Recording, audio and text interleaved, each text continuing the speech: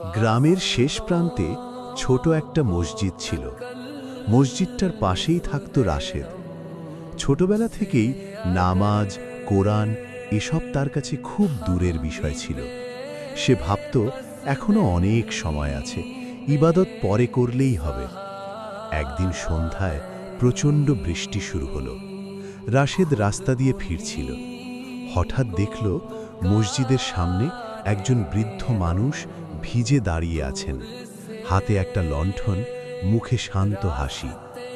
রাশেদ জিজ্ঞেস করল, চাচা, এই বৃষ্টিতে এখানে দাঁড়িয়ে আছেন কেন? বৃদ্ধ বললেন, আজ মাগরিবের আজান দিতে দেরি হয়ে যাচ্ছে, কেউ আসবে ভেবে অপেক্ষা করছি। রাশেদের বুকের ভেতর কেমন যেন নড়ে উঠল। সে বলল, চলুন আমি আজান দিই। আজান শেষ হতেই বৃষ্টি থেমে গেল। আকাশে হালকা আলো ফুটে উঠল। বৃদ্ধ লোকটি মুচকি হেসে বললেন, বাবা, আল্লাহ কাউকে ডাকার সুযোগ দিলে সেটা কখনো ছোট বিষয় না। সেই কথাটা রাশেদের হৃদয়ে গেঁথে গেল। সেদিন প্রথমবার সে নামাজ পড়ল মন দিয়ে।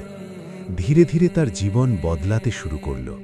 যে মসজিদে সে কখনো ঢোকেনি, সেটাই একদিন তার সবচেয়ে প্রিয় জায়গা হয়ে উঠল। রাশেদ বুঝতে পারল, আল্লাহর পথে ফিরে আসতে বেশি কিছু লাগে না, লাগে শুধু একটি খোলা হৃদয়।